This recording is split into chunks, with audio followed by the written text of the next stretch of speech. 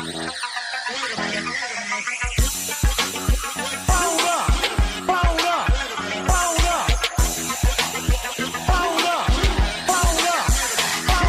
me get him where I fit in, homie. Let me get him where I fit in, homie. Let me get him where I fit in, homie. Let me get him where I fit in, homie. Who am I but I'm Dre Mac? Came into the game just to spit facts. Into the space that I'm in. They call me Bobby Drake cause I'm cold with the pen. I find no diamonds but I still shine. You can dig me cause my boy's mine. My tracks flame like a dilute. I order blood on my tongue. Diggy is a warm blue. I'ma throw with a gas leak. Camouflage in the mist but you smell me. One spark then I bet you I'ma blow up. They throw my name around, get stupid, then you go dumb. No rest for the weary. A bunch of sticking in his man but you can't see me. You rather drink than go pull up. I'm drinking knife through the game, homie. Let me get him where I fit in, homie. Let me get him where I fit in, homie. Let me get him where I fit in, homie. Let me get him where I fit in, homie. I came to eat at the a la carte. Got stripped of a bear, call me brainstorm. Then I come together like a Voltron. Then I poured all the plaques, you Decepticons. Straight rappers to the streets like Cobra. 80s they can float it like up in the storage and I'm E-man. Up, down, down, then I'm cheap. You a beast, man. I take a beating. Ninja Turtle rap, Turtle clans get defeated. Hop in my ride, you can call me Night Rider. You can never stop me, cause I'm a guy bomb. Bad attitude like a rocket, my whole to the A, and I bet you can stop us. LL bad, when I go and show up, you can hear the haters in the back. Let me get him where I fit in, homie. What's up, what's up, what's up? Let me get him where I fit in, homie. What is going on, everybody? It's your man Dre Mac coming to you again with another episode of the Dre Mac Show. 7:30 in the morning Central Time, 8:30 on the East Coast. You're from the West Coast. Get up, because you already know that the early bird gets the worm. And on today, I'm going to talk briefly about my time at Comic-Con, because I do have a little short video that I'm going to upload soon. I was so incredibly exhausted for being at Planet Comic-Con on yesterday. I didn't get to do it because once I was walking around, I caught a Charlie horse, everything. Oh my God, it sucked. That Charlie horse sucked. But yeah, so I'm just going to tell you briefly about some of the people I met at Comic-Con. One incredible artist I'm gonna talk about that he will be coming on the show soon. We're gonna have to set that up, especially the conversation that we had, and it is based on the conversation that that we've been having here on the channel about the nature of what's been going on in the comic book industry. So we're gonna get to that, but hopefully you guys are happy. Hopefully you guys are healthy. Shout out to my man Heavy Gant at the Heavy Gant Reacts channel, but you already know how I do. The real question is,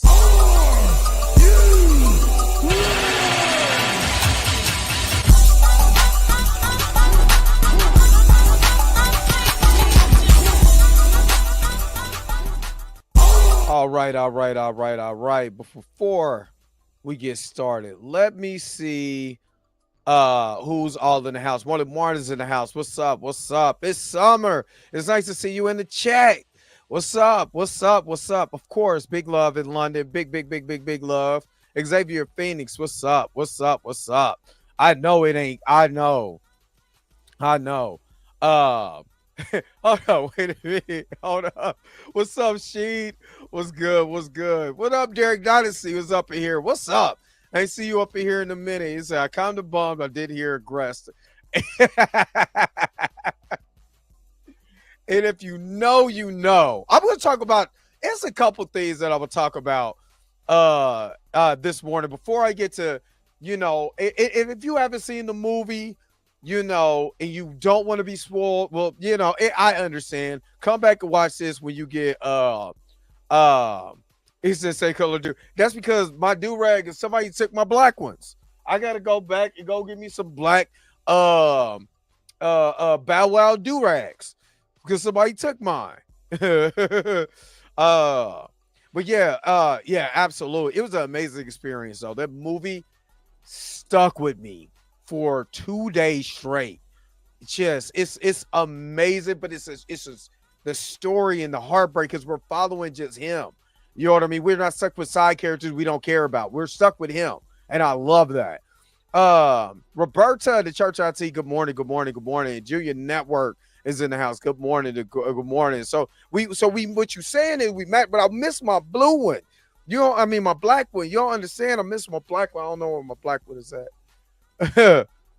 Yeah, that's wild, man. Do we got remember Cornelius the underwear gnomes and South Park? Do we got the do-rag gnomes? Because mine is two of them.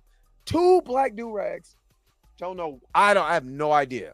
No idea. Just up and gone. Tracy Woods, good morning, good morning, good morning. Good morning. I'm just saying. I don't like it. I don't like it at all. But since we in here, let me tell you off tops that I went to Planet Comic Con in Kansas City yesterday. Priscilla, good morning, good morning, good morning. I'm checking magazine dreams this weekend. That's what's up. That is what's up. Let me get to this. But I went to Planet Comic Con. This is my first ever con. First ever. First, never been to a con before in my life until I went to this. And it was very interesting to say the least. Will I go to one again? Absolutely. But I'm not gonna lie.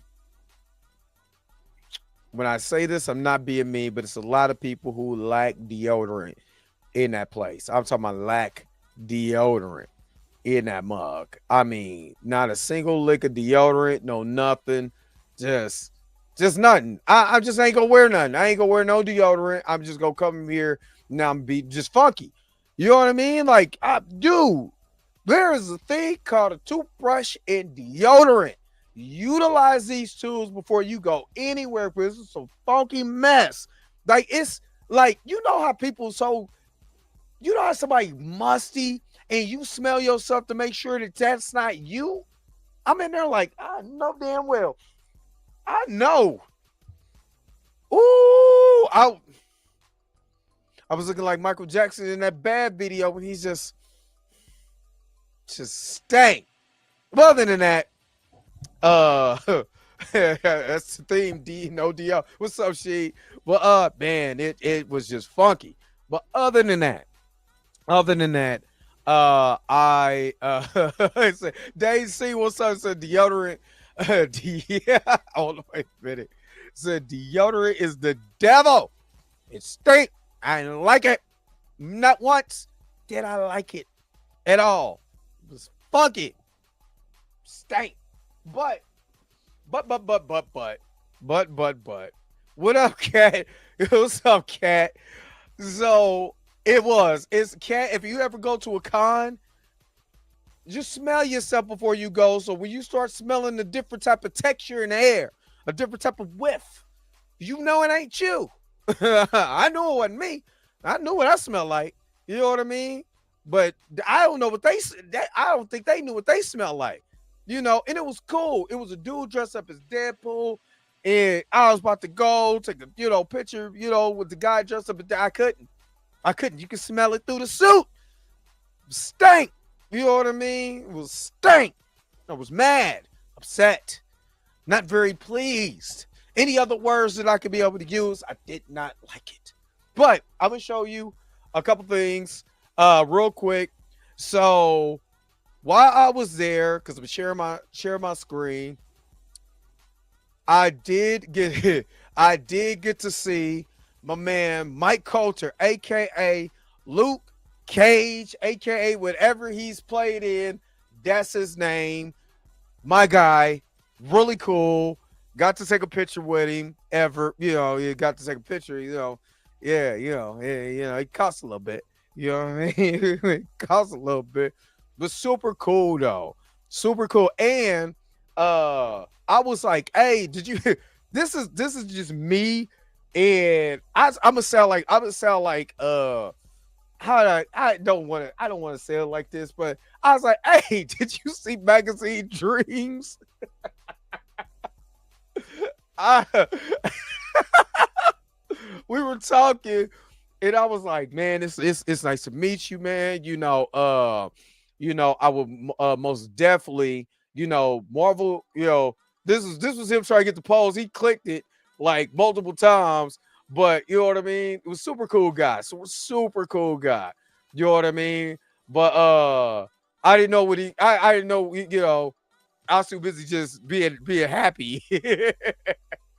But I was like, hey man, over here in we need you over here.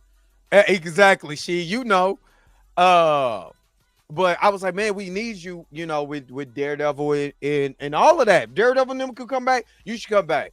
And that brother said dead directly in my face, I ain't waiting on them. I'm not about to hold my breath. And when I get the call, I get the call. I said, I got you. I understand. Then I said, did you see Magazine Dreams? It's my guy, Jonathan, man. Man, I wanted to go to the premiere, but I didn't. I said, man, it's amazing. Amazing. And they definitely, and Xavier Phoenix, I believe 1,000% that they bring him back. But he had to pull on the man, they better call me face. You know what I mean? So it was smell like the flea from the cartoon. I know Mucha Lucha. But yeah, I believe that they're definitely bringing him bringing him back. You know what I mean? They got to. If you're gonna bring back all these Netflix guys, if you don't bring back Luke Cage, a originally created black character, then we got some problems. I'm gonna show you guys this. I did get this signed. If you guys could see, Luke, and I wanted this one particularly because this was season 1. You got Mahershala Ali, you got the whole entire crew on there. So, most definitely, got it signed. But stuff ain't cheap. This is from, and I want to pull up this sister. Let me see if I could, because I want to shout out everybody that I met while I was there, artists, that I interacted with. I want to shout them out, most definitely, because especially this particular artist, because I want to put her out there like that, because she was sitting next to a guy. What's up, Andre Ware? What's good? What's good? Good morning. Good morning. Good morning. I see you up in here. But so let me just say, so because I got I ain't gonna lie, that's one thing I do like about, I can say this. It was one thing I do like about conventions. They start these comic, because I don't know what it is with the comic book industry, but man, there was damn near giving away comics. There was like, hey, it was the last day anyway, so there was like, look, I give it to you 50% off. I give it to you 75% off. Matter of fact, no, how many copies you got? I give it to you for 30. I'm like, what? Say what? So there was this. Let me see if I can find this young lady. It's two people that I want to shout out. There it is. This young lady, Rashawn Turner. I want to shout her out, and I'm going to probably clip this and put it on Instagram, just so I can shout out her artwork, because this young lady was phenomenal. And this young lady right here, what's up, King? What's up? What's up, Erica D? Good morning. So this young lady, Shells 91, her name is Rashad Turner. You guys probably won't be able to see it, especially if you're on your phone. So I'm gonna wait until I get back on the board. But you see that little pink piece that's right here in the middle. I bought that from her. Now, and I bought her a little keychain from her or whatever. Shell's 90 Boy, she's a black artist, super dope, wants to get into comic creation. And I was like, I got to get you linked up. I got to link up with you before you become big. You know what I mean? Her pieces were incredible. I love art. One reason why I love comics is because I love art. I do. I love art. This is the young lady right here. Again, Roshan Turner. So let me just tell you the story of what happened that I met Miss Rashawn Turner. So I was going over, and there was a comic artist who and this is her piece. If you can see here, I still have it in the plastic. This is her piece. Her piece this was 65 for her piece. I think this is absolutely gorgeous. I'm gonna find a place to be able to put this up. I want to make sure that her art is in my room. You ought to be. I was going to give it, and she knows when she sees it. I was going to give it to somebody, but I'm keeping this. I'm sorry. I'm keeping this because I love art. She signed it on the back. Her art piece. And again, I love art. You could take. I'm one of those guys that you could take me into a museum. I will be there for hours, because I just love art. So I was with a comic artist that, let me see if I got all. Yeah, I did. So the comic artist drew the cover for this TMNT cover, right? He drew this cover for this and Original Sin, which I have some of the Original Sin from Deadpool, but not all of it, right? So he was like, hey, I did the cover art, yada, yada, yada. And I was like, and it was a good deal. I mean, he signed it, everything. It was a good deal. And I go over there because he's right next to Rashawn. So I'm looking at Rashawn. There's hardly anybody at our booth. So I was like, let me go over here. So I immediately pointed and I looked. I'm like, okay, she's selling art, and I was like, let me learn a little bit more about this young lady. And plus, when I tell you, when I see my people, I'm gonna support my people. And I'm not gonna lie. Maybe this is not for you. Maybe this ain't gonna be for you or for everybody, right? And this is just me eternalizing things. And there's nothing wrong. I don't think there's nothing wrong with this. What I'm about to say, but I just spent money. The guy's a white creator or whatever, and I like his artwork. First of all, he drew two of the some art for two of my my favorite comics, TMNT, obviously, you know what I'm saying, and Deadpool. So I look over and I said, man, if I could spend money with him, I could break bread with her. That's just my mentality. I seen her. She had art that I really liked. She has put her thing that she was like, man, I really want to get into comics. And I'm going to reach out to this young lady. And one of these days on Blurred AF, and we're going to talk, because I want to get inside of her mind as an artist and what she think about comics and what stories, and is it important to tell just our stories or just a universal story, you know what I'm saying, or story for women, or you know what I'm saying, so on and so forth. I want to do it, but I'm one of those type of people. If I breaking bread with somebody else that don't look like me, and then I turn around and walk past the sister, I'm gonna feel a certain way. So I broke bread with the sister, and I broke bread more with her than I did with the other guy. You know what I mean? And first of all, I'm one of those type of people that if you sign something for me, I need another copy, because I'm never gonna open this book ever. It's signed. I'm never gonna touch it because I don't want to ruin it. Same thing with this this TMNT. This is cover. This is a 25 edition of IDW. But this particular comic, this TMNT #1, I'm never opening this, and I think I got this particular run. I'm not for sure. Uh, so what I would personally do, what I did was like, hey, can I get one to read and one to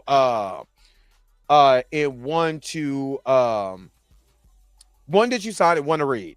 He was like, you get whatever you want, dude. Whatever is cool. You know what I mean? So yeah. Also, so shout out to Rashawn Turner. I'm gonna reach out to her. And I remember hey, look, that's just how I feel though. You know, like I said, I know a lot of people are not like that, or just support who you want, and I get it. I get that, because I'm also believe you ain't got to do what I do. This is me eternalizing a lot of things and projecting what I feel like I want to do. I'm not saying everybody go do this, but me personally, I can't break bread, with somebody else and the sister sitting up there and not a crowd with her. Nah, let me go break bread. Let me go make sure that she get my money too. And I don't care if it's $65. It could be $65. It could be $6,500. It could be 63 cents. I don't care. Let me have that same energy for her that I have for him. So you know what I mean. So, and the young lady was so amazing. She was so nice. So shout out to Rashawn Turner. God bless her with everything she did. I didn't want to say we started talking, and I didn't want to leave at first. I'm like, man, she is super cool. Like, you know what I mean? Just her conversation and everything that she want to do. And I can see her passion and everything. And I dig that. I most definitely dig that. Then I got, I'm going to just say I got the mother, the piece that, where's Tiger King at? I'm never going to financially recover from this. I broke bread for this dude. Oh man, what up, Puma Lee? What's up? He said, I saw yeah, that was awesome. What's up, Puma Lee? What's up? Robert D is in the house. The admins is up in here. What's up? We just missing Gray. That's it. Patricia, what's going on? Good morning. Hey, yeah, absolutely. I was inspired by your taking 12 people and brought 30 tickets. That's what I'm talking about. That's what I'm talking about. Yo, that's dope. I'm so, hey, look, blessings to you for doing that. Blessings. Because I believe the word of mouth is going to catch up with people. You're going to want to just see it. You know what I'm saying? Even if you don't like this guy for whatever rhyme or reason, which I'm gonna get into that too before we get into this is gonna be a show today. This is gonna be a show, but I wanted to do this first. So I met for Bryce Sapolsky, and I'm gonna share him real quick. So I met Bryce Sapolsky. Sapolsky. He is the creator of Spider-Man Noir, right? And I had a good conversation with him. He's coming to the show. He said, I'm gonna reach out to him, to thank him and everything for having an amazing conversation with me. And I bought, one of his pieces too, because it was just too much of an amazing conversation for me not to. Oh, that's what's up, Robin. So this is him. This is all his pieces. And he has, when we were talking, we talked a lot about independent comics. And now that he's an independent comic, he's getting 100% of his revenue and everything. He does have a gripe of the way that they portrayed his character, Spider-Man Noir. Since he co-created Spider-Man Noir 17 years ago, he doesn't like the way that the industry has used him. And I feel him on that. I most definitely feel him on that. So I can't wait to have a conversation with him on the Blurred AF, to talk to him. Like I said, for Bryce Sapolsky, it was funny because I bought 4 comics, independent comics, from a guy, and he was like, my man came all the way out here from New York. You need to At least check out what he's doing. Check out what he has. And he's married to a sister who also has this Black Girl Magic book out too that I really want. I was about to buy that book, but he was like, look, he's like, I'm the creator of Spider-Man Noir. So what he did, you know, it was calling me. It was calling me. Signed. This is a $150 comic that he signed. You know what I mean? This is a Fabrice Sapolsky, one out of 150 that's out. That is out. And it's signed by him. He also Steampunk Willie as Spider-Man Noir. I thought this was amazing that he signed. And like I said, he was fascinating. Fascinating guy. Very amazing. I cannot wait to get him on the show to talk about because we talked about it. He talked about Spider-Man Noir. I say, you know, it's funny because we get on and we talk about the way that they did Black Panther, you know, by killing off the character. He was like, you know what? He was like, you know what the tipping point for me is? He said, you remember the event Spider-Geddon? I was like, yeah, I got that comic. He's like, you know, they killed Spider-Man Noir in the first issue. I said, damn it, they did. I said, oh my God. In the look on his face, like it's hurt. What you know, and we've seen what Rob Liefeld has said about what they, you know, the way that they treat him as a creator with Deadpool. That, you know, they got the documentary, the way they was doing Stan Lee in his later years. There's a lot of things that's going on within the industry, both Marvel and DC, that I'm not liking. I'm not liking it at all. So yeah, that was that. Then I bought, you know, I mean, they were basically literally giving these away. They were literally giving these away. You know what I mean? But I think I have this comic. I don't know. But Spider-Man #1, normally $80. I got it for $30. For $30. You know what I mean? I could just go through this, but man, I'll be here all day.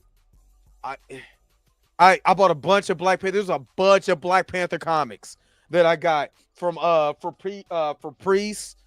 You know what I mean? A lot of Priest comics that I don't have that I snatched up, and it's funny because I know we were talking about them killing off T'Challa in the comics. There is a comic that I read into, and I think I got this one, but this needs to be a shirt. I'm sorry, this needs to be a shirt because that'd be dope.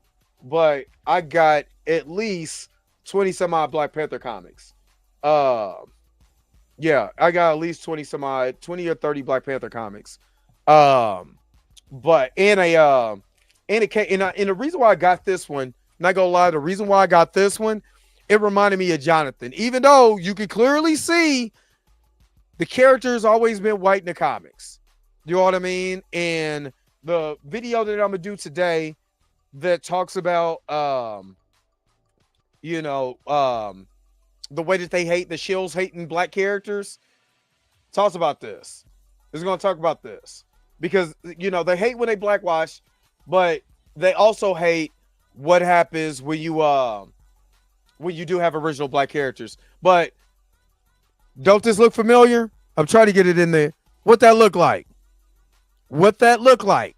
This is Priest, issue number 19. So it's not out of the realm of possibility that they were trying to probably do this a long time ago. So I'm just saying, this is nothing new. You know, this is nothing new. But like I said, man, overall, it was a good haul. I just want to show you just the last part of this. This is the Geekdom coming out, but this is I don't know which guy was this that I think it was a creator. I think the creator is, I don't know, but I don't really want to, because he signed this too. But this was like a new independent comic that came out, and the guy was like, "Hey, I got a comic. You want to see it?" And he was trying to sell me the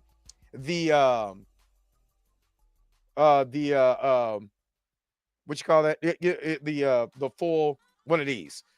I forgot what they call them, but I didn't want that. I want the individual ones. I want them individually. You know what I mean? Because I like them that way. But I did get. These are the last of the comics that I end up getting. Black Panther, Lonely the King. I got Flag of Our Fathers since it was there. This was on sale, like 4 for $20. You know what I'm saying? Which these books normally are like $20 a pop. You know, Rise of the Black Panther. You know, graphic novels. Yeah, I was there, but yeah, and Luke Cage, Avenger. You know, since my man Mike Coulter was sitting there. Mike Coulter is a big dude too. Why can't I get celebrities my height? You know what I mean? Like big old tall dude, man. Come on, man. Can I meet a celebrity that's my so I feel a little tall? You know what I mean? So I didn't like that either. Mike Coulter, why you have to be so bald and big? Didn't like it. No, did he? I didn't like it. But yeah, it was a great experience. Great experience. And I cannot wait to get these creators, you know, on the show, even if it's pre-recorded, even if you know, like, hey, can I just get it? We pre-record it and then I upload it. Hopefully you guys support. You know what I mean? Hopefully you guys really support. What's up, Just Five? What's up? Good morning. Hopefully you guys support you know, the videos. If you see them come up with these creators and everything, please just support. Please just support. All right, let's shift gears real quick because I want to show also something that I saw yesterday. Because and I posted this on the page. Give me just a second. I posted this in the on the Dre Mac Show page. So I want to show this before I get into the Jonathan Majors and the Magazine Dreams conversation. There's a couple things I want to do. This is how, not just how I, boy, Cornelius, you go get a whooping from Roberta. She ain't like that. There's too much this morning. You know, she woke up this morning with her mind stayed on Jesus. All right, let me transition real quick. So I posted this and shout out to Lauren Victoria Burke for this nugget of information. This was CNN, and she posted this on Twitter, and I retweeted it on Twitter. I also took this piece and shouted her out on the Dre Mike Show page. This was from CNN. Let me read it to you. A woman rolling stone identified as Jabari can be heard responding, "You strangled me and pushed me against the car. Yes, all those things are under arrest." Yes, Major said, "That's never happened to me." CNN has reached out to representatives and attorneys for Majors and Jabari for comment. Rolling Stone was also asked by CNN to comment on the audio's authenticity. This is the big one. CNN has been unable to independently confirm the authenticity of the clip. What did I tell y'all? What did I tell y'all last week when I said there's something odd and fishy about this? For one, why did it come up on SoundCloud? For one, no information like this is uploaded to SoundCloud. QuickTime, yeah. SoundCloud, no. Not no full audio. I said it felt manipulated, like somebody cut it up, chopped and screwed it, whatever. I said something just does not sit right in my spirit. And lo and behold, if CNN cannot independently confirm the authenticity of the clip, why did we believe it? Why did we? Because what Rolling Stone was doing was running with a narrative about Jonathan. That's all they wanted to do. They were trying to destroy this man's character. That's it. Point blank, period. That is it. And I knew without a shadow of a doubt I wasn't tripping. And again, this is CNN. This ain't, let's say a small mom and pop shop. This is CNN. You know what I mean? And Pumali, me, Torian, a lot of us was on it. Torian was on when we talked about it on Blurred AF with Mika G. And I was like, man, something just don't sound right, man. Something don't feel right about this. You know what I mean? Something don't feel right. And here it is, up close and personal for you, just to tell you that if CNN couldn't do it, why did we believe the narrative? And Nita Beta, what's good? What's good? Yep, you're right. Boom. As many women on YouTube was going in on Jonathan Majors, I asked them, was the tape verified, and why did it just come up right before this movie came out? They sabotaged this. They were trying to sabotage the movie. Karens. In the lead, Karen was Cheyenne Whitetree. And thank you, Lauren Victoria Burke, for finding this, because this would have got buried. Just think about it like this. This would have got buried. If for one, this won't go viral. This would never go viral. The reason why this won't go viral, this won't get picked up, because it goes against the narrative of the big black man and a little skinny white woman, and how the big black man is so vicious and all this and all that, but the white woman, she was just unable to get away from her abuser, not knowing all the time that the real manipulative person, the real abuser that we seen physically, the one who was chasing the man down the street, was her. I kept saying it, but who cares? Who cares? And Jessie Wu, Jessie Wu needs to make sure that she's not wearing so much makeup, so she don't look like something that came out. And let me shut up. That's not. Stop. Bad host. Let me shut up. I'm not gonna do that. I'm not gonna do that to the sister. That sister has to wake up with that face every day. Spend all that money on that makeup. Let me shut up.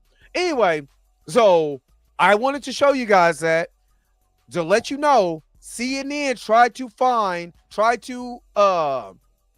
independently confirm the authenticity of the clip, and it was unable to. Don't tell me go to bed. I ain't going nowhere. I've been to bed. Now I'm up. Yeah, I'm gonna leave it alone. I was wrong. Bad host. But yeah.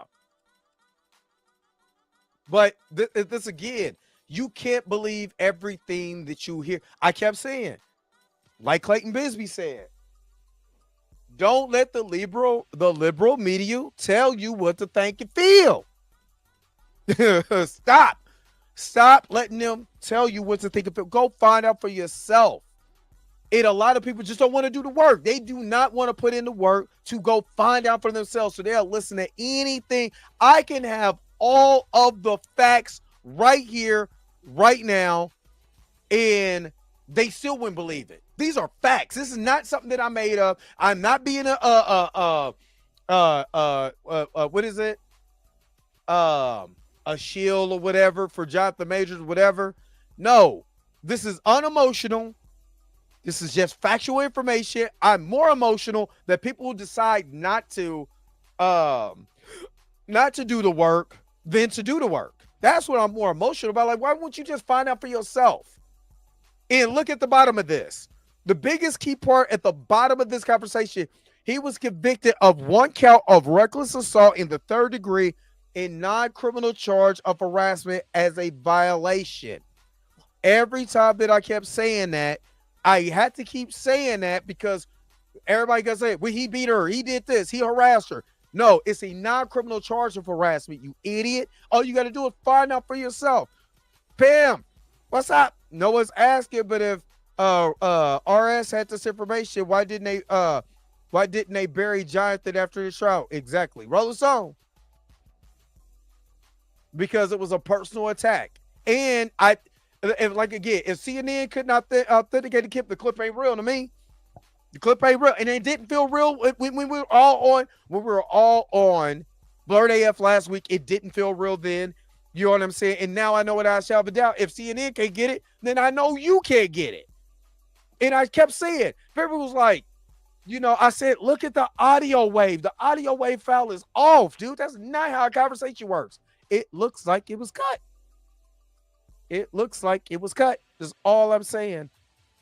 It looks like it was cut. That's it. That's it. But anyway, let me transition real quick. To something a little fun. And then I'm going to get into, because I'm giving you guys a show today. I'm giving you guys a show. We're going to go to many of the topics. Whoops, that's not what I wanted to do.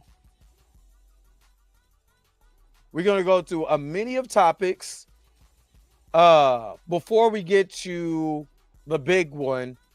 Because I wanted to, what's up, Dr. James Willis? Shout out to Dr. James Willis for hanging out with your boy, you know what I'm saying, on for Magazine Dreams. He came out, you know what I'm saying? So shout out to Dr. James Willis. You know, had a great conversation with that brother.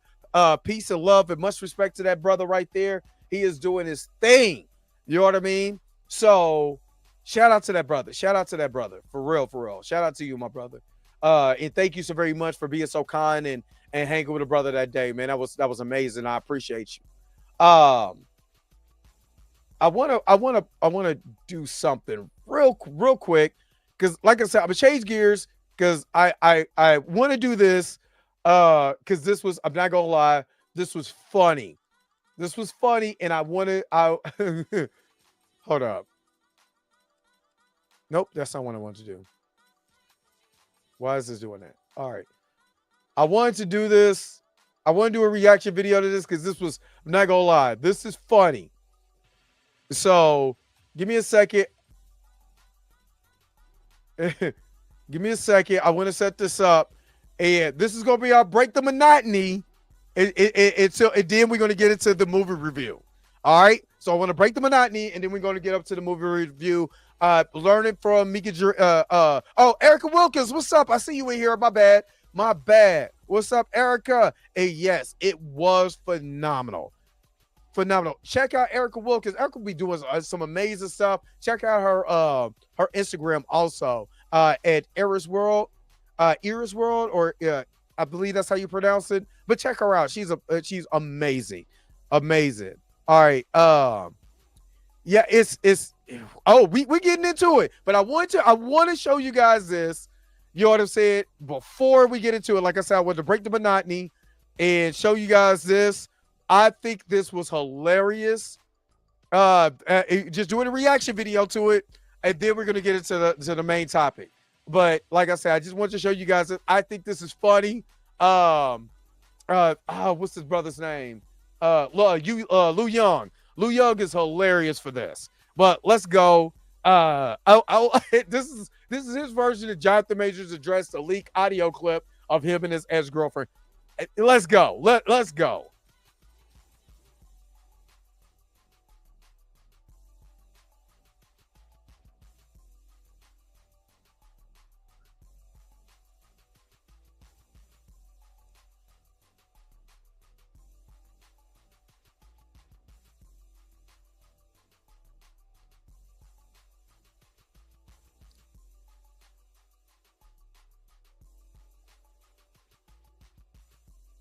You can't hear it?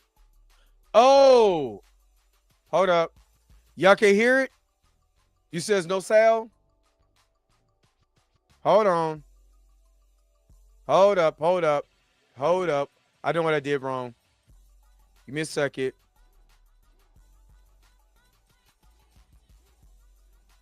Give me just a second. I know what I did wrong.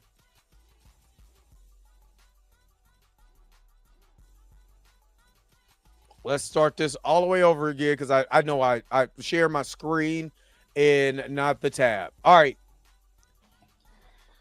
Slew 2 Productions. Jonathan Majors, Scene 1, Take 8. How do you feel about this information that has came out of you? Well, it's nothing to feel, you know. It's a feeling of feels and a feel of feeling. But more importantly, I was okay with the work because I had already done the work that had to be done. I was okay because I had put in the work. Why does he sound like can't Johnson speak though? to it or what you're assuming but mindfully, and I did the work. The work was due. I did it prior to, and I made sure my work was in before it was tardy. The last thing we want is a point deduction, you know? And I did my work in essay form. There's Times New Roman, there's Arial Black. I italicized my work. Most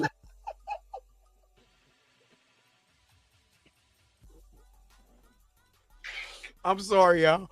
But some people cheat the work with a 16 font. My work was in 12. Double spaced.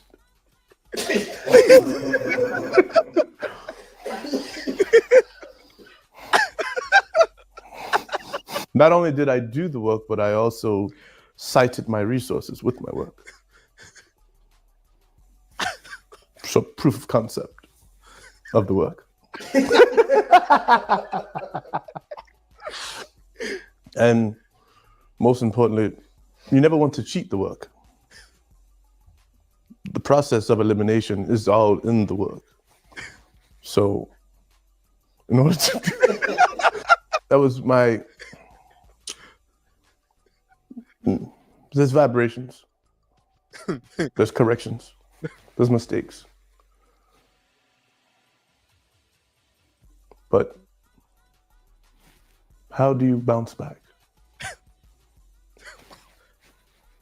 That was the essay form in which I had written my work.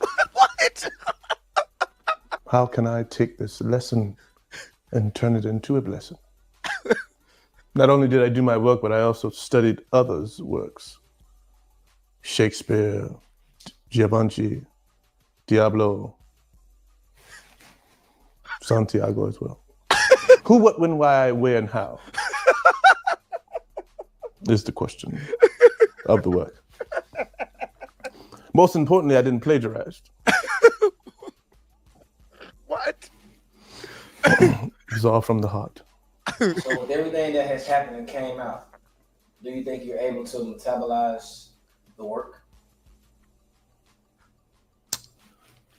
Like I said, the vibrations and emotions. Most importantly,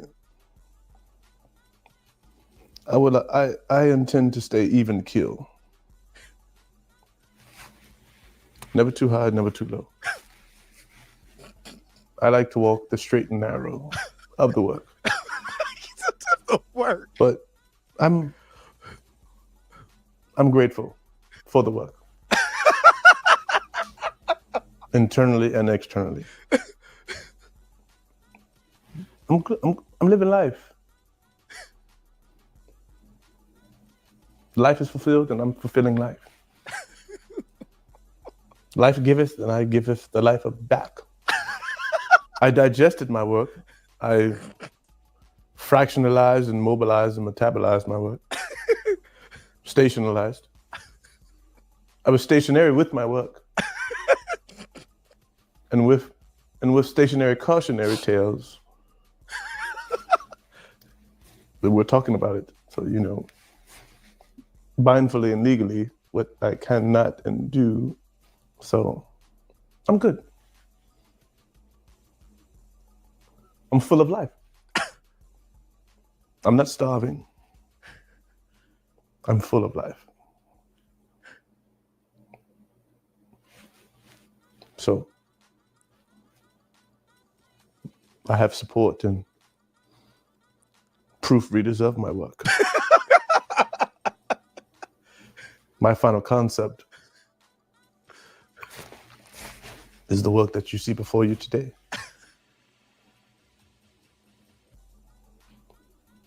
But I'd be damned if I don't hand my paperwork on time. Because no one likes a tardy slip.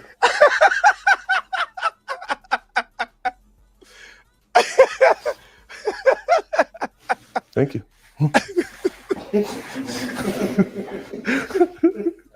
Yo, that's the end of it. This dude, I swear to God, I so happy to come across this.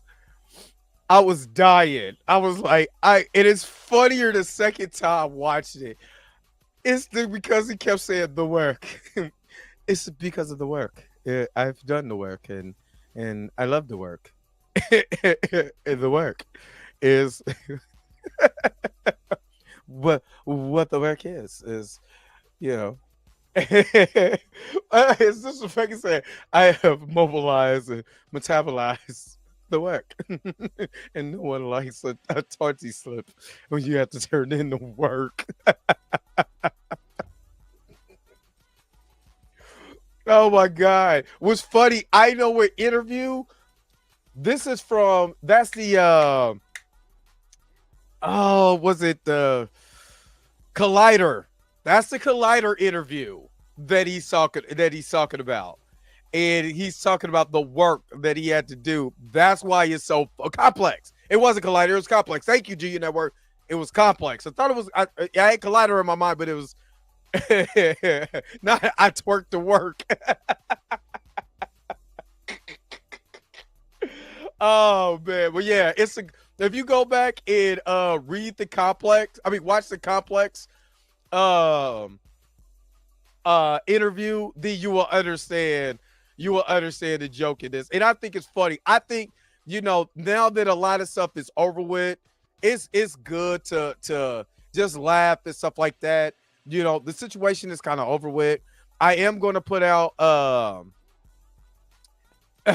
did he do the I aggress audio thing? Tell CNN. Man, that would, I ain't gonna lie. It'd be funny. I ain't gonna lie, it'd be funny. But yeah, Tracy was, thank you so very much for the $20 super chat. He is a fool for this one. I was sitting there dying. I mean, legitimately dying watching this. I said, oh my God, I got to do a reaction video to this. So watching it again, it is amazing. But you know what? Yeah. What should we do? This is what I feel. But Tracy, I think you appreciate this. Gang banging, gang banging, gang banging. I hear gang banging. Thank you so very much for the $20 super chat. I really appreciate it. Yeah, I do. I love our community. We you know what I mean? We do a great job here. Thank you so very much for being a part of the crew. If y'all don't know where I got that from, I got it from Black Panther and the Crew and the Crew video game. So if you want to be a part of the crew, it's just $2.99 a month. Just $2.99 a month to support it just helps support the channel. All right. Now let's get to the nitty-gritty. I just wanted to have fun. So, magazine dreams, right? Y'all just said about an hour now of the show. Let's get into the magazine dreams talk. Now, if you have not watched magazine dreams, you do not want to be spoiled, leave now. I'm not going to feel bad. Watch the movie, come back and see me later. I'm not going to feel bad if you leave because you're not going to watch the movie because I am going to spoil the movie.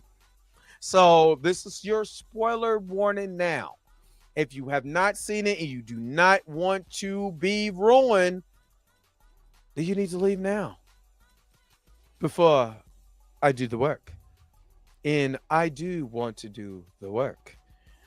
And the work needs to be done because I don't want a tarty on my slip. I'm going to go. When people ask me, next time when people ask me, what you be doing? I just do the work. That's all. It's just the work. Yes. Oh, That's good. Let me bring up the Rotten Tomato score for this. And if you're watching this and you're sticking along and you're having fun over here with the Dre Max show, make sure you're hitting that thumbs up button. Thumb up, thumb up, thumb up. Get that thumbs up. Let me see. Magazine Dreams, the work. So let me show you. And honestly, I think I need to find out how to be able to do a rating on Rotten Tomato. But let me just show you guys what the Rotten Tomato score is right now for Magazine Dreams. It's 81% fresh, 81% fresh for the reviewers, for the critics. 92% audience score is amazing for an independent film. Hey, Aisha. Aisha's up in here. Hey, Aisha. So 81% right now.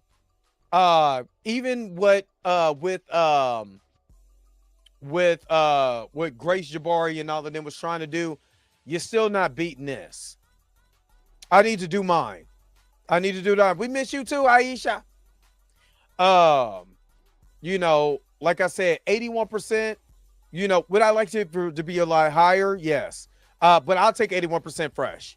I take 81% fresh because this to me is what really matters. And the 92% audience score, because they're saying the audience loves this. The audience loves this. It most definitely a 5-star movie. Most definitely a 5-star movie. All right. With that being said, let me go ahead and break down real quick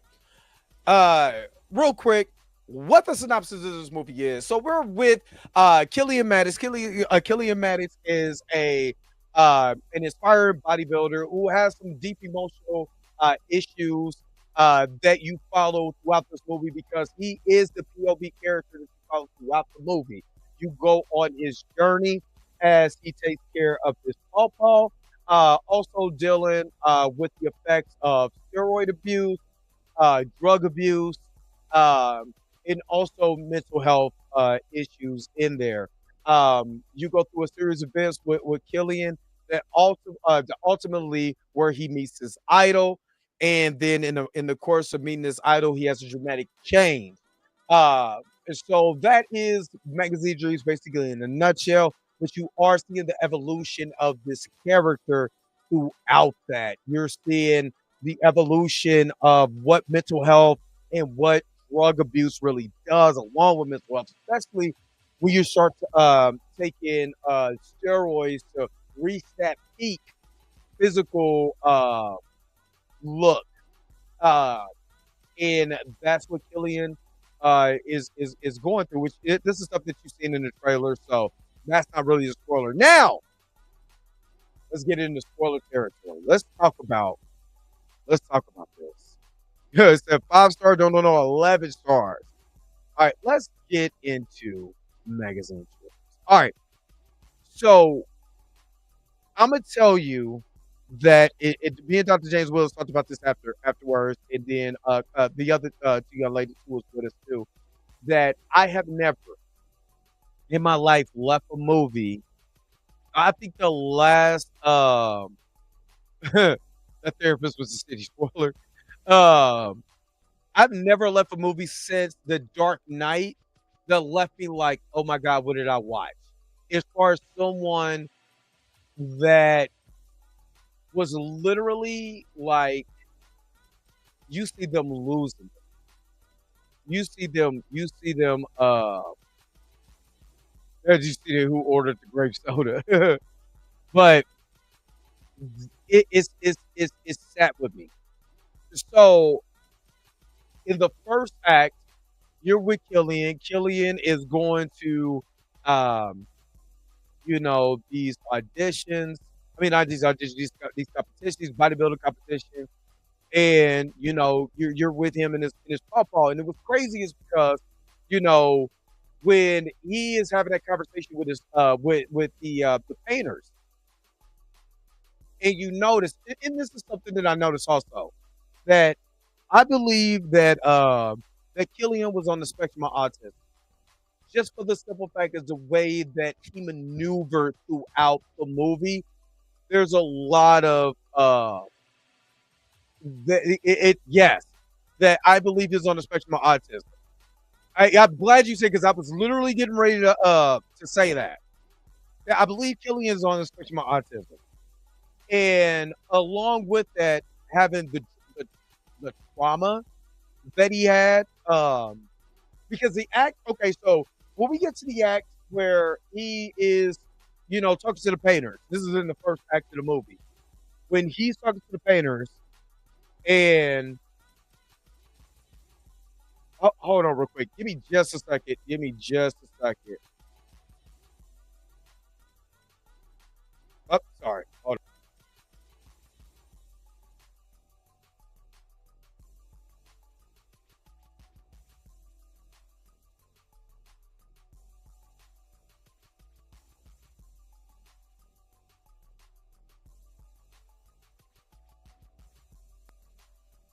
All right, sorry about that.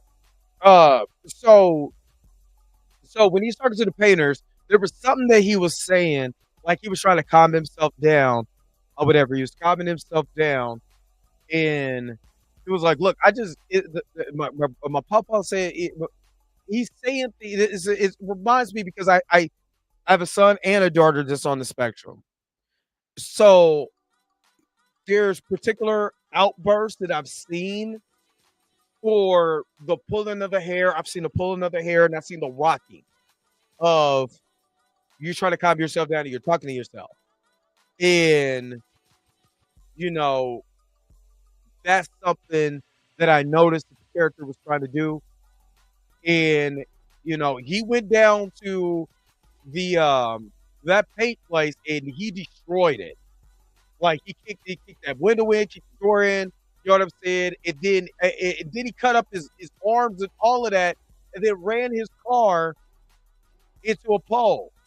And because in the first act, you see him talking to his therapist, and he is. I'm trying to tell you, I've seen this uh, with my kids that's on the spectrum.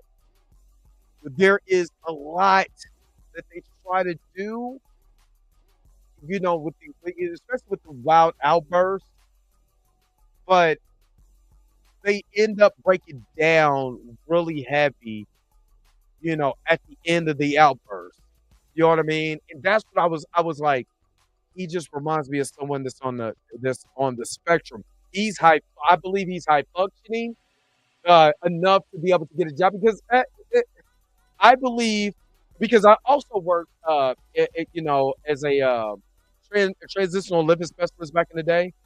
And as a transitional living specialist, I dealt with people that had head and trauma injuries. And normally your therapist and your psychologist and me try to get you jobs like what Killian had. Because Killian was, just think about it like this, because there's clues there. Killian was working at a supermarket 3 out of 5 days, right? 3 days a week. You know what I'm saying? I believe he was also getting a check. 'Cause I'm like, there's no way that he's supporting this pawpaw, you know what I'm saying, just with that amount of money.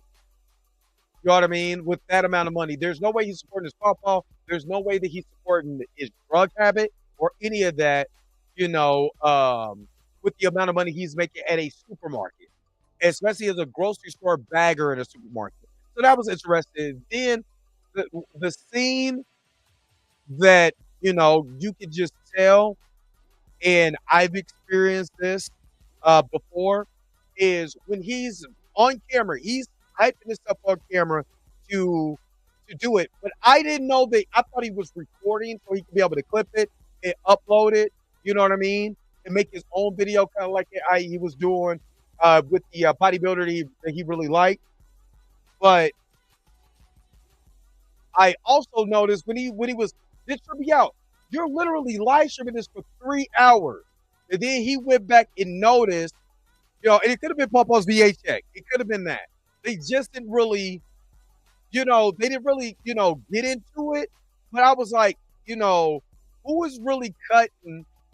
I mean, who is really making sure the bills are taken up? Is it Killian or is this Papa doing it? And he just wanted He just wanted his grandson to, like, make the phone calls for him, answer the phone. There was a lot of things that I was thinking of, but he, I believe he was high functioning enough to make sure that his pawpaw, because he was bathing his pawpaw, he was making sure his pawpaw ate. He ate. You know what I mean? He ate everything. Which Jonathan talked about that when he was like, dude, I had to eat 6,100 calories a day. That's a lot. That's a lot of food. You know what I'm saying, to eat. So, he was doing that. So he's talking to his therapist, and then when he crashed his car, I was thinking also, like, why they didn't send him to a psych ward, because obviously he's on camera, which I believe that the white painters, they made it where he didn't have to pay. He didn't go to jail for destroying the painters establishment, but damn it, did he sure get an ass whooping for it. I ain't gonna lie though, because he does. First of all, his therapist is trash. Shout out to shout out to Erica D for that. His therapist was trash because she wasn't treating him like someone who needs an IEP, somebody who's on the spectrum that's not functioning right. That's something, and then I want to talk about that too. That's something that I thought needs to be brought up when you're talking about Black male mental health, especially when it comes to autism in our community, is that you can have somebody on the spectrum, and like Aisha said, you bring it right up. He's also not diagnosed properly well, and you can see that with his therapist. His therapist is not, associating what is going on with Killian with autism or anything else. They're not equating the two, which, bothered me when I was watching this, because I'm like, clearly there is something that is going on with Killian that his therapist is not picking up on. And I picked it up. How can you not pick this up? That this man is clearly on the spectrum. You know what I mean? This man is clearly on the spectrum of autism, and you're not picking up the context clues. He's even delusional. Like, she's talking to him, and he's delusional. Like when he brings up that he has a girlfriend and all of that, is literally delusional. Is she just sitting there like, whatever, and not actually looking at what he's going through. And Daisy, thank you so very much for the $2 super chat. We need Jonathan Majors, Keith Sanford, and Denzel in the movie. That'd be awesome. That'd be awesome. I heard Requiem for a Dream is hard to watch too. I'm not for sure. But let me go ahead and make sure that you get the super chat.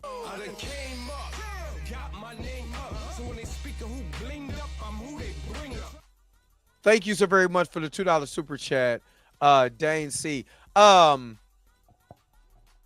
The therapist was literally just looking at him like she didn't want to hear anything that he had to say. And like, dude, you're not seeing that he's sick. He's legitimately sick. But the scene, let me go to the scene. Once he got beat up and he drove himself to the competition and still tried to participate in the competition. I don't know, but that hit me. It was something about that. You know what I'm saying? It was something about that scene that despite him, that he was so determined, and I'm not lying. And this is what I'm talking about when it comes to, misdiagnosed in the medical field, when it comes to Black men and mental health. Y'all all know that I worked in the jail also back in the day. It seemed people get misdiagnosed that they were on every drug under the sun except for mentally ill. Mentally not well. And it hurt. I'm not gonna lie. Him trying, he's smiling through it, and he is beat up. Man, I ain't gonna lie, man. I felt so bad for him. Lord Victoria Burke is in the house. Hey, good morning, good morning, good morning. Remember, he lied to the therapist, but she should have been able to figure out from the bruises on his face. Absolutely. And shout out to Lord Victoria Burke. Remember, I showed you earlier about the CNN report about Jonathan Majors, about the authenticity of the audio and how it was a hit piece. If y'all haven't watched her video, go watch it. Go subscribe to Laura Victoria Burke's channel. She did an amazing piece with that. Amazing. You know, but that's where I got that information from. So shout out to Laura Victoria Burke. But yes, it was like his therapist is looking at this man beat up. And she just like, it just going by your business. Hopefully you're doing better. You know what I mean? Like, come on, dude. But again, I've seen it. A lot of black men that have been misdiagnosed. I've seen it for myself personally. Seen it for myself. No problem, Lauren, no problem. Anytime. But I've seen this for myself. I've seen men come into a jail cell and they're clearly mentally ill, and they said they're high on drugs, whether it was meth or whether it was crack cocaine, whether it was, we call it wet, but you know what I mean, embalming fluid, you know what I'm saying, smoking a wet daddy, whatever you call it, whatever y'all call it today. But it was and he was, and I'm gonna get to the scene that me and Dr. James Williams was talking about this. I'm gonna get to that scene in a second. But that right there, and he fell out, and and he had a tumor. Remember, he has a tumor in his body, but he don't want to get cut because he's bodybuilding. You know what I'm saying? Mentally, he's having a breakdown. He doesn't want to stop, which I understand his enthusiasm to get it, but man, that hurt. I'm not gonna lie, it hurt. When we're talking about the diner scene, because we get to three major scenes that impacted me, and I'm gonna put out some hard truths for myself out here, because I said this. I don't think that that he would be mad if I said this, but I have told him. I said, man, it would be, I would love for you to be the voice of black men's mental health. Just because there's so many people who went through that. You know what I mean? That goes through that on a daily. And I'm gonna get to mine in a minute. But when I seen him in that diner, and he was, yep. Now we're all laughing. I'm not gonna lie. Oh, I'm gonna get to the date scene because I want to kind of get the scenes that I really liked out the way. The date scene is going to come at like the fourth, because there's going to be three scenes that impacted me, three scenes that impacted the character. This is what I kind of want to do. They impacted the character. So the diner scene where he seen one of the guys that beat him up. And he went over to him, and he was talking to his kid, and the dude was scared. Oh my God. He was super duper scared. And I wasn't mad when he hyped himself up, like, yep, I'm doing it. He said, do you remember me? Oh, you don't remember me. You remember me? Yeah, you remember me. You know what I'm saying? Hey, your dad beat me up. He said, you're not too you're not too tough without your friends. The Killian is a big dude, but Killian doesn't want to fight. And again, that's another sign of someone who's dealing with mental health. They will scare you with their intimidation, but they don't really want to fight you. They're struggling to get their thought process out, and they're so emotional at that moment, they don't know how to react. You know what I mean? Hey, American Digi girl, good morning. Hey, good morning, King. I did say to you. I see you in the chat. But so he went over. He was like, "Hey, don't drink that. That's gonna make you fat." Took it, and his kid's just crying. I'm not gonna lie. That kid could have cried a little better. But you know what I'm saying? He didn't. But But he started. He was looking at him. He drank the drink, and then started throwing stuff at him. I'm not gonna lie, I was rolling. When he walked up, he was like, you know, he said, throwing around labels, fat, bald. I know he was like, call the police, 6'1", 245, black man, Negro, nigga. And then he was like, fat, bald. And just start pointing it out. And then he goes to the car, and when he started hitting his head on the window, yeah, fat, ugly, short, all of that. I ain't gonna lie, we were dying until when he hit his head on that window and he busted his head on the windows. You know what I mean? And he was puffing up like I've seen that so many times. And then the cops came and beat him up. It reminded me of the story of the young man that was having a fit and he was with his therapist and the cop shot the young man. And the young man had mental health and the therapist was like, dude, what are you doing? No, he shot the therapist. Did he shoot the therapist? But the guy was having an episode. You know what I mean? And I'm sitting there like, he was saying, man, I'm tired. I'm sick. I'm sick. Like, and again, this is not explained in our society because we kind of excuse, mental health when it comes to that. My third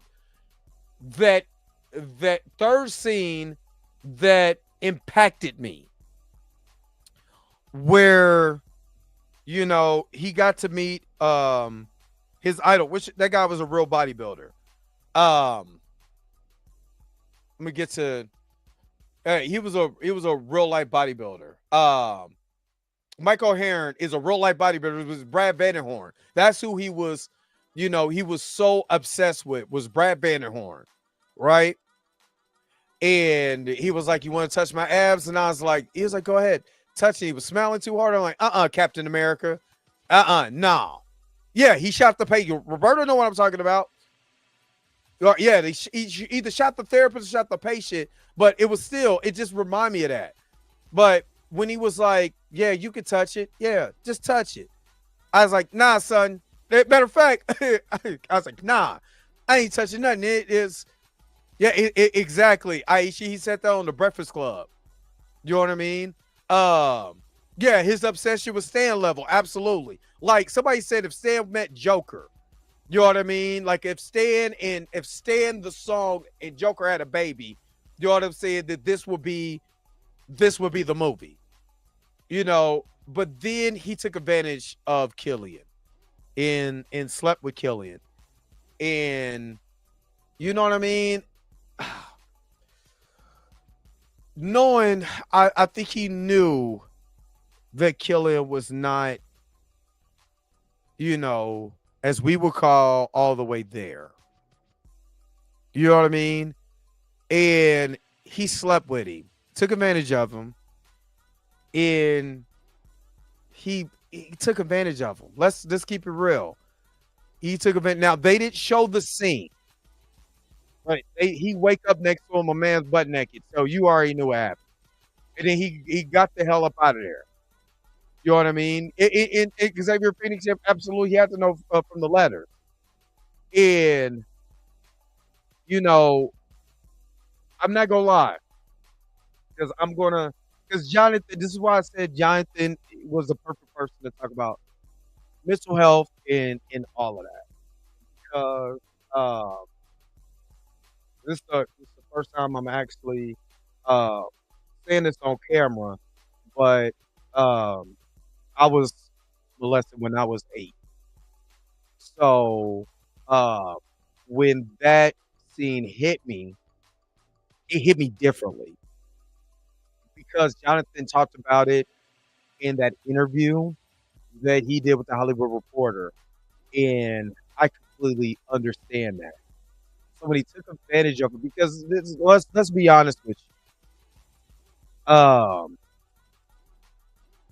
that character literally kind of had the mind of a child, in certain ways. You have the mind of a child.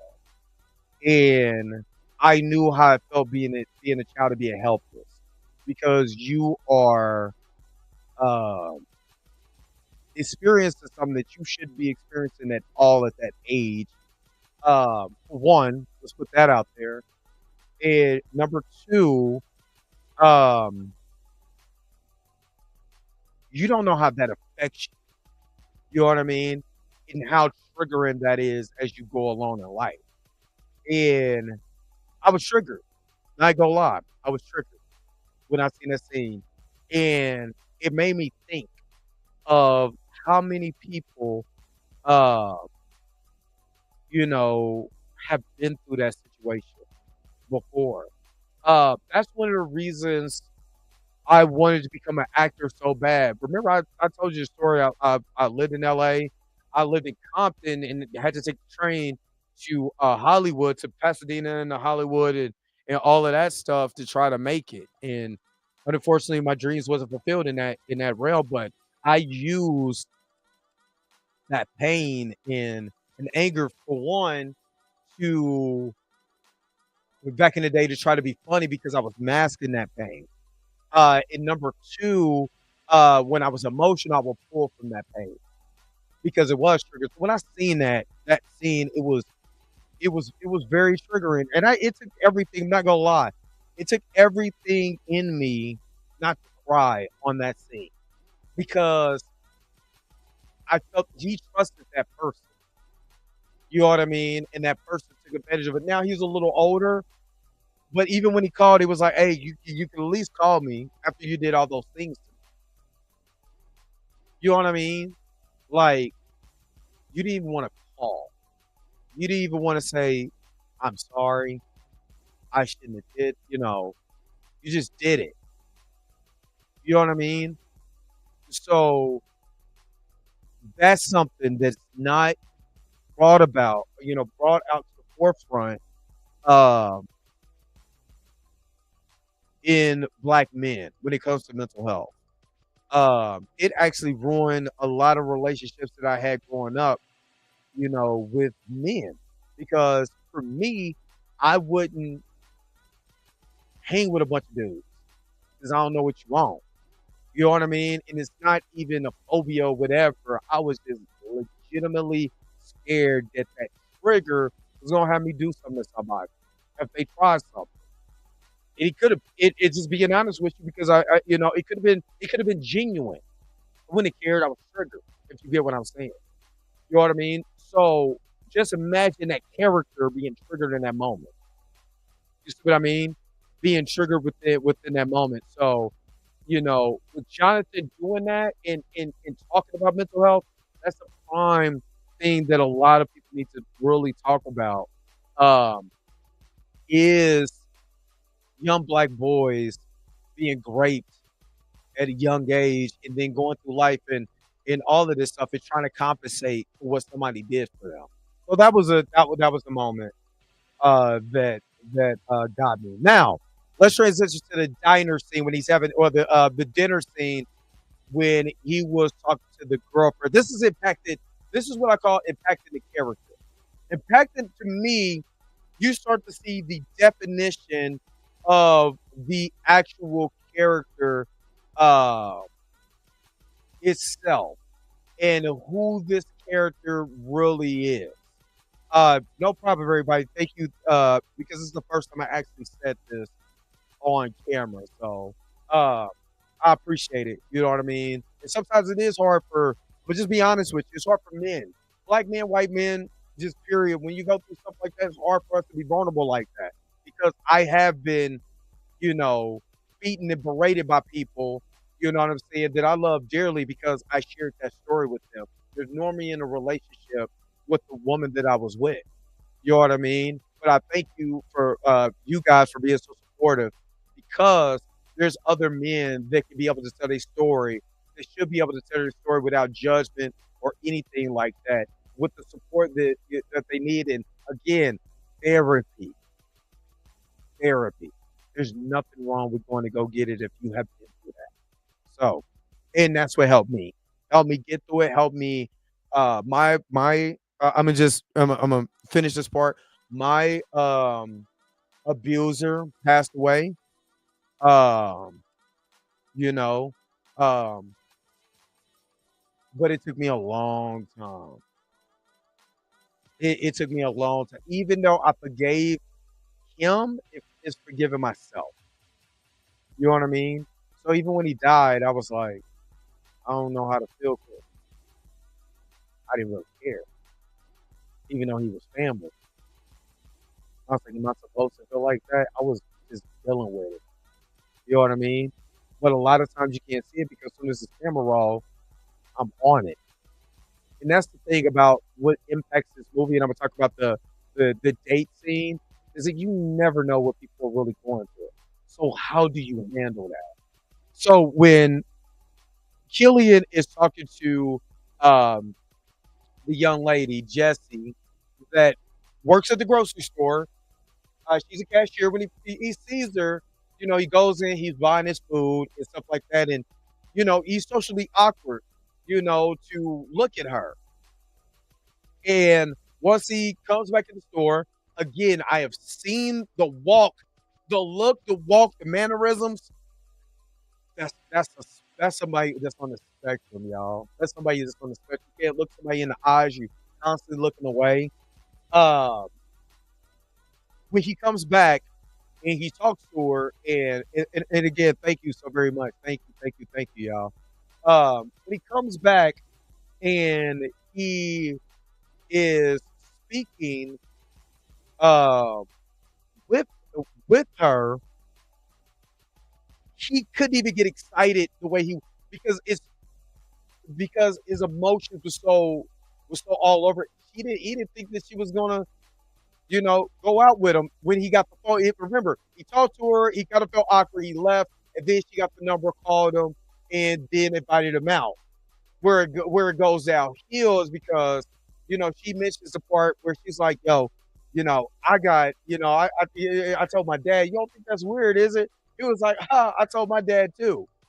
No, I'm joking. He's dead, and so is my mom. He killed her and killed himself. I'm like, oh my god. And even she's like, oh my god. And and then he transitions to talking about bodybuilding after that. And I didn't like the fact that she left. She left because the reason why that it impacts the character, the whole entire character arc, if you notice, the theme of the movie is if one person would have treated him like a person. One person would have treated him like a person. Like an actual person. You wouldn't have a problem. Nobody spotted him at the gym. The girl, yeah, you can see that he's having something. Ask him more about if, he's talking and stuff like that. And she was like, I gotta go. His therapist not paying attention to him. Cops beating him up. You know what I'm saying? They're not helping with the situation with him. You know what I mean? So just think if one person would have pulled themselves to the side and said, you know what? I believe in you. You know what I mean? Let's talk about it. The guys that was on the phone, if you notice there was a pattern and nobody hearing him. The guys who was on the phone berating him because he's saying, look, all I want you to come down and put another coat of paint on here. The paint's too thin. But they berated him. You can pay for it. You have no idea who's on the other side of that phone. Now, I'm not saying, trust everybody, but you don't know who's on that other side of that phone. And like I said, if one person at the gym would have spotted it, if if that young lady would have just sat back and said, you know what? How does that make you feel not having your dad to take care of your papa? So he could talk about himself, so somebody can actually feel like they're listening. Therapist wasn't listening. That was the thing. So that's why I say impact the character. That's what broke it all down for me. You got the scene where he was with the prostitute, and she was like, "How do you like my deltoids?" I don't even know what that is. You paid me $40. You know what we came here for. But he didn't want that. He just wanted somebody to tell him, that he looked good, that really wanted something from him. You know what I mean? And when she messed up, and she was like, "Well, you my boyfriend right now." He went to go kiss her. It was like, no kissing. With somebody who's looking for validation, that's the last thing that you need to say to them. That you put them in that category because that's what they're looking for. And right, the drugs being on, sniffing that boogie sugar didn't help. The steroids didn't help. It kind of reminded me of when they talked about Chris Benoit and what happened with Chris Benoit. You know what I mean? And, having that roid rage or whatever. You know. And this is also a big thing too. When he is ordering the parts of the gun, and he's going to get back at he was talking to the guy, he was getting high, and he started to get the gun and start building up the gun. You know what I mean? When you start building that gun, how many times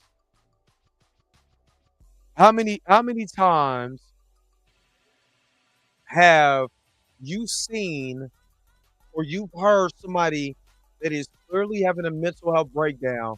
Next thing you know, they're grabbing weapons. You know what I mean? Because now they're thinking this is my only outlet. Not only are you're mentally not well, you're sick. And it's okay. And he needed real help. You know what I mean? Now you got to go grab a firearm. And I thought Brad was gone. I ain't gonna lie to you. I thought Brad was done. But even us, we was like, oh, it's the way that they cut the scene. You know what I mean? It's the way that they cut the scene. And then they threw it. I'm gonna be honest with you. One of the reasons why it took me so long to get a firearm, for one, because I was shot at, when I was 17, and I had shell shock. And I don't know if you've ever knew what shell shock is. Shell shock is not fun. Shell shock, anytime I heard a gun go off, fireworks, whatever, I get real jumpy. All that. It took me a long time to get therapy. It took me a long time to get away from that. You know what I mean? And I recently just started buying firearms. But I had to be mentally stable enough so I wasn't using that firearm to do something to somebody because of the triggers. You know what I mean? And this is what I loved about this movie so much, is because you're seeing this evolution of this character go from somebody who just needed love that I'll wipe everybody out up in this piece. And I'm glad he did. And the other part that impacted the character that I don't know if anybody noticed throughout the duration of this movie, the relationship with Killian and his pawpaw. His pawpaw kept saying, I'm proud of you. I'm proud of you. I believe in you. I'm proud of you. I believe in you. I'm proud of you. He said that throughout the whole movie. And Killian was so focused on everybody else trying to give him love. The person trying to give you love is right there. So when he hugged his pawpaw, and you see that, and again, we need to see that more in black films. An older black man hugging a younger black man and saying it's gonna be all right. I got you. That right there. And at first I was going in like, man, I thought there was gonna be, he was gonna go start murdering people and going on a killing spree with. I'm so glad that's the way they ended it. So glad that's the way they ended it. Because I'm gonna tell you something. From what I went through as a kid, you know what I mean? And the stuff that I went through, the biggest hugs that I would get from my dad. My dad, did a lot of time in jail. It's the greatest hugs I ever had. It's from my dad. You know what I mean? And you know, you needed to have that.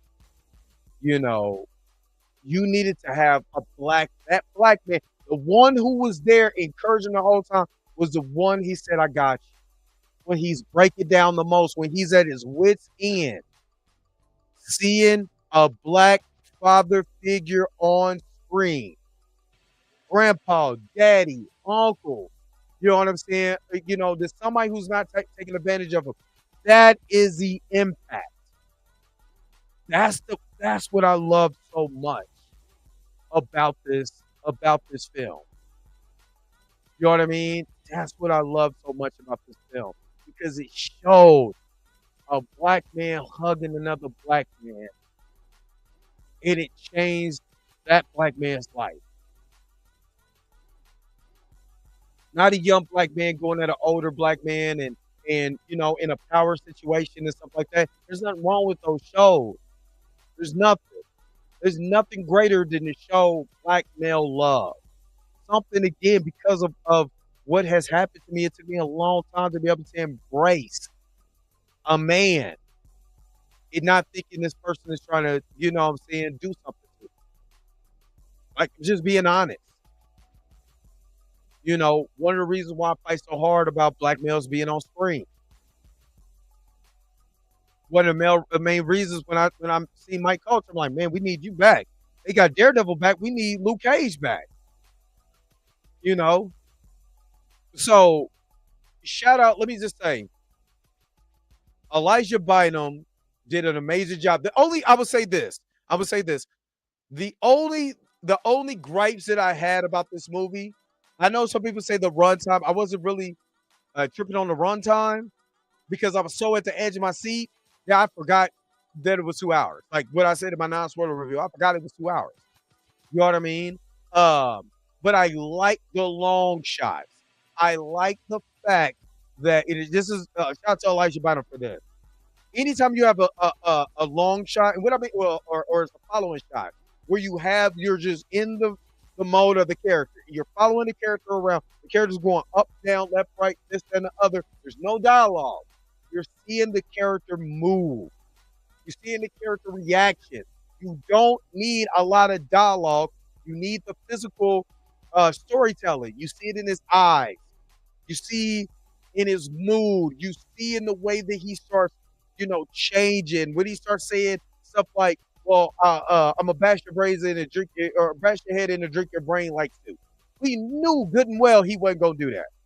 But for the simple fact is that he was there. You know what I mean? He was in that mode. You know what I'm saying? And you see it happening. You see him struggle just to talk or, you know, in front of the camera, you know, during his live stream and all of this other stuff. Read in the comments. That stuff.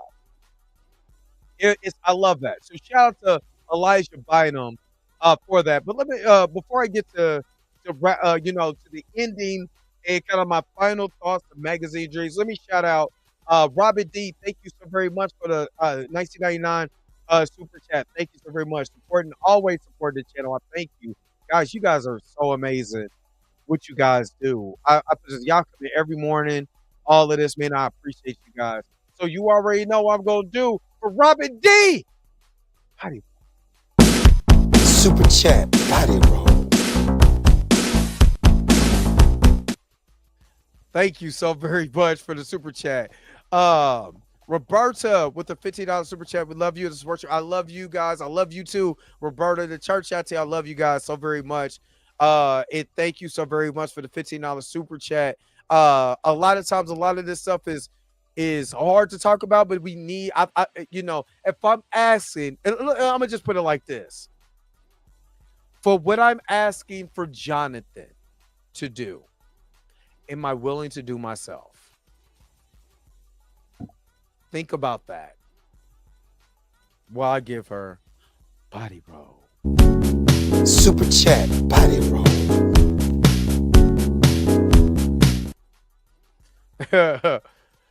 Thank you so very much for the super chat. And that's what I was thinking about. Like if I'm asking Jonathan, you know, because he has a bigger platform, but why Why can't I, be that voice of mental health also? Why can't I talk about it? If I'm asking that from him, then I need to ask the same for myself.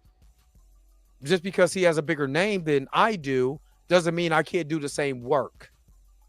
So, of course, I'm always dedicated to men's mental health, but to mental health, period. So yes, absolutely. Um, the way that I looked at this movie, my final thoughts of the actual movie as a whole is so emotional that your emotions literally is on a roller coaster. You're literally on a roller coaster ride with this one. I was on a roller coaster ride. At first, it started off kind of slow, and I was trying to get to see what was going on. But once it started picking up, and I started seeing mannerisms and different things like that. Because I can say this is a great case. It's a but it's a study on the human mind when you are, for one, passionate, number two, on drugs, and you have a mental health issue. You know what I mean? So he was hyper focused. That's why I said to me he was on the spectrum. He was so hyper focused on that, on just being a bodybuilder. I'm not even going into his porn addiction. You know what I mean? That was another big factor. You know, there's a lot of things that was going on, and I think that was that was intentional. And I'm gonna give, for one, this is why I see when people talk about Jonathan Majors being a phenomenal actor, this is what they're talking about. Not just when he's Kane the Conqueror or Ramatut or Scarlet Centurion and He Who Remains or any of those characters that he's done or the many of other roles that he has done. And I told you, The Harder They Fall is one of my favorite movies. I think this surpassed The Harder They Fall because it hit me in a different way. It makes me, you know, want to make sure that we give grace to our brothers. I give grace anyway, but it makes me hyper focused on making sure that we give grace and not Jabari, but grace to our brothers that's out here because you don't know what they're going through mentally.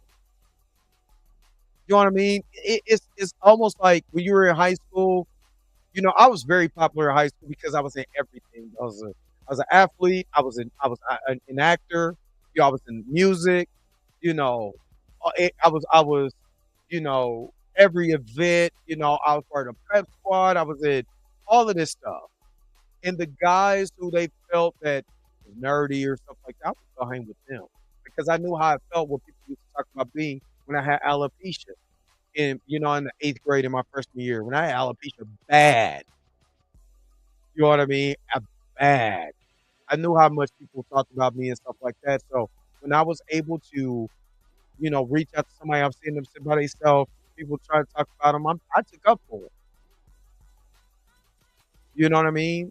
You know, but to me, that's all that character needed. For somebody just to come over there to him. And I believe that this was Jonathan Majors' defining character. Out of everything he's done, you can see why Marvel wanted him to be Kane the Conqueror. Now, do I want this movie to be financially successful? Yes. It's not going to hit, big time numbers or nothing like that. I just want to be financially successful. Remember, this is an independent film with not a lot of screens that was out. I believe it would hit harder on streaming, just because now you can see it for yourself. And I believe it's going to be a cult classic. But I say that this is better than Precious. I believe he deserves an Oscar for this. This is way better than Precious. And not saying that the Precious is not good. Precious was phenomenal. You know what I'm saying? There's another character study, of mental health and our sisters and the environment and all of that. This right here is Oscar worthy, completely Oscar worthy performance, completely Oscar worthy performance. And the Rotten Tomato score tells you itself what they think about this movie. Elijah Bynum, Jonathan Majors did an amazing job. Uh, Harrison Page was Paul Paul. Uh, but again, we didn't spend a lot of time with any other characters. That's what I think I liked about this movie. Because we spent more time with Jonathan Major's character, Killian Maddox, than we did with anything else. And how many times have you watched the movie and the movie is not focused on the character? Transformers. They finally did it with Transformers 1, but Transformers, I don't care about this kid and what he got to go through. I came for Transformers. I want to see what they doing when they transform and not doing nothing. You know what I mean? Why I like TMNT 1990 so much, because we're with the turtles. We spend some time with the side character for a little bit moment here and there, but we're with the turtle. You know,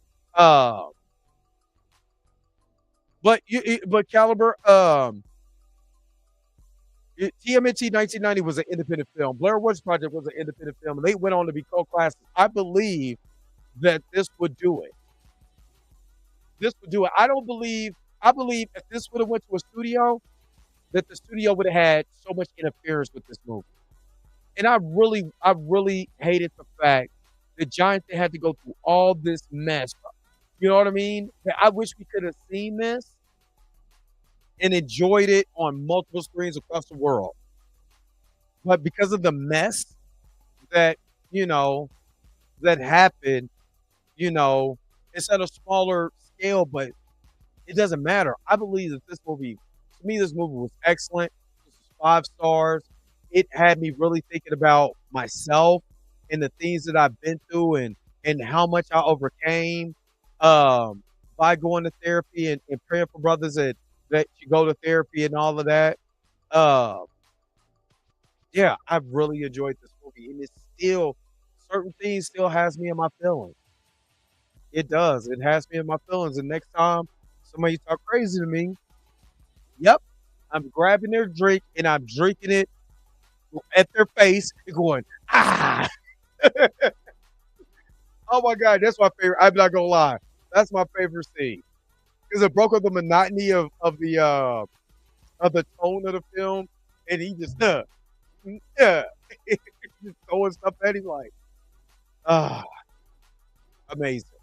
It gives Zeus his props too. Briar Cliff made it, Briar Cliff picked it up. Zeus helped distribute it. I gotta give Zeus their props. You know what I mean? I gotta give Zeus their props, even though, Zeus made Aaron the Plumber. I mean, even more famous than what he was on Pop the Balloon for crashing out. I gotta give Zeus their props on this. Gotta give Zeus their props on this. But what do you guys rank this movie? Yeah, absolutely. Aisha. Jason Lee believed in his brother. And I remember I said that. I was like, he's with mover. He's going to this events. There's movers and shakers in this crowd. Trust me. He's making things happen behind the scenes. How many theaters is Magazine Dream shown in? I know it's a lot of AMC. My AMC didn't even have my head is itching. Sorry, y'all. But my AMC didn't even have a poster. You got a 3.5 out of 5. You said the ending should have been better. I personally like the ending, but And so are you giving it a 3 out of 5 because of the ending, or just overall? He said, "Right, baby. Honestly, I'm gonna just pull you guys' stuff up. You can put it in here. Let me see, Dane. See real quick. I'm gonna answer your question. I'm gonna put you guys' stuff up because I want to read it because I want to see what you guys think. My head is itching. Before I get you guys out of here, God, my head is itching. My hair is growing like crazy.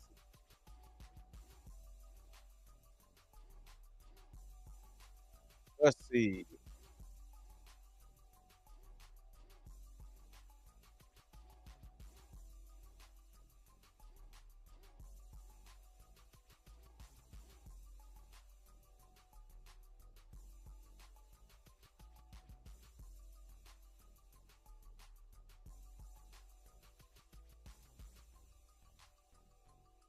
All right, let's see. So Magazine Dream, Star Jonathan Majors is eyeing an estimated 700,000 weekend at 815 theaters. Solid in New York, LA, and a handful of urban markets, but below the $1 million deadline here is the distributor had initially been hoping for, given strong engagement online with the film with its 91% verified audience score on Rotten Tomatoes. So that's still not a lot of screens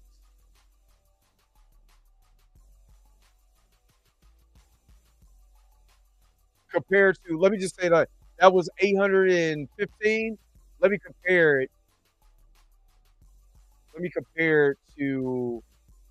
This is. I'm just using Deadline real quick. That's where they got the 815. Let me see. It said it was one. It was one. Let me see. Okay, so Lock was at 971 screens. Yeah, 971. And Ash was shown at a 1,136 screens.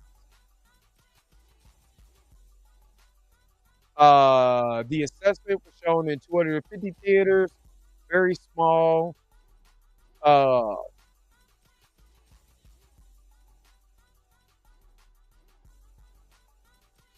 yeah, so that's what we're looking at. Yep.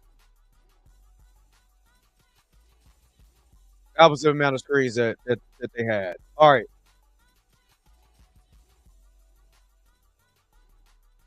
Okay. Twitter is having a problem now on.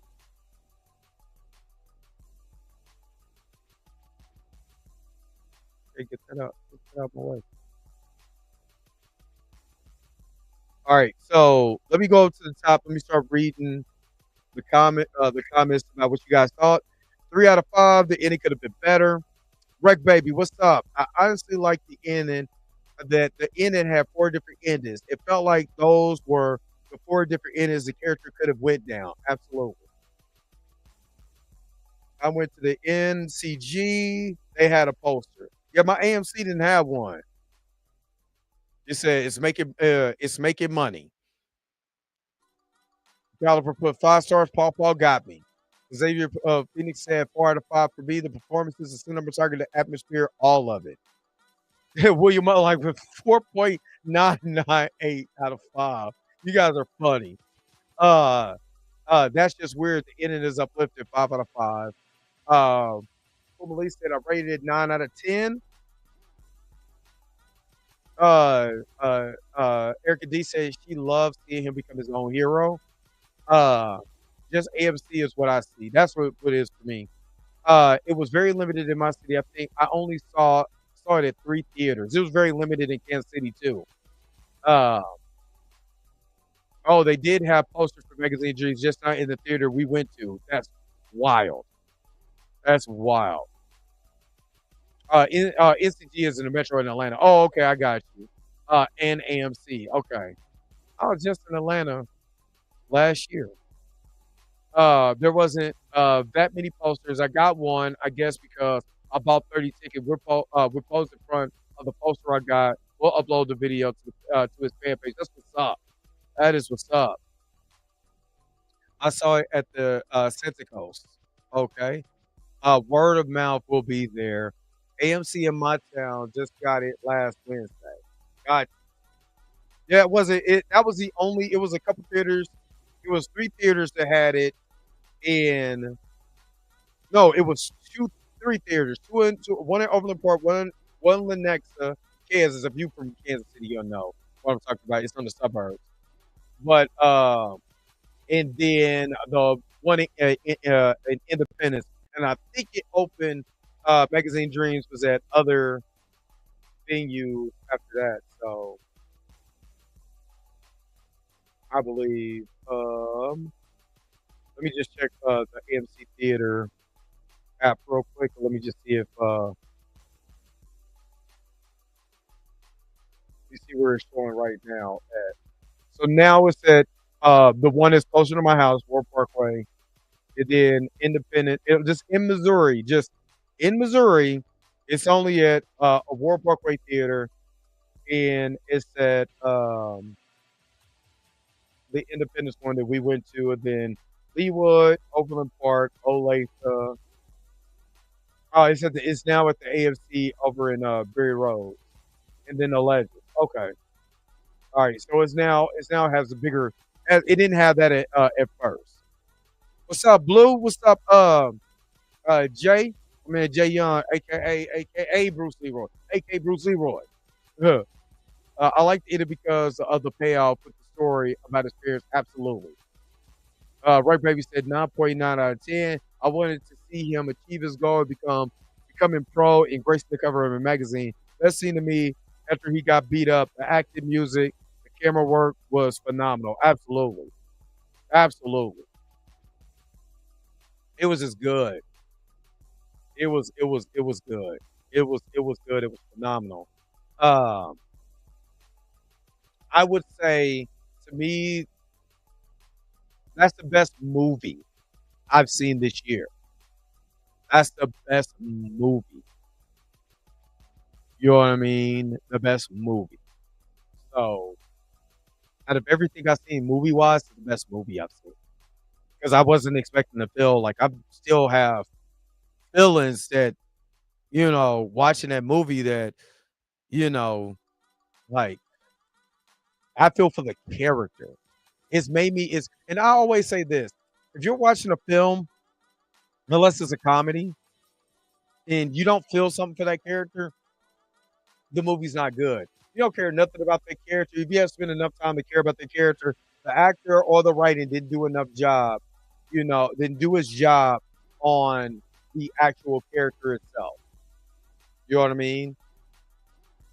Yeah, it's so deep that it's a lot to unpack. You know, it's a lot to unpack. But yeah, uh, and then him still try to be a bodybuilder after all of that. Yeah, and that's what I did like. I did like the fact they didn't make him, a deleter, a taker of the. They didn't make him a taker of the timelines of people. Deleting them off the timeline. I'm glad they didn't do that. I'm glad he didn't. The character didn't do that. So I appreciate that. But I've been on here long enough. So if you've been up here long enough, you already know what it's time for. Yo, the sign is real simple, B.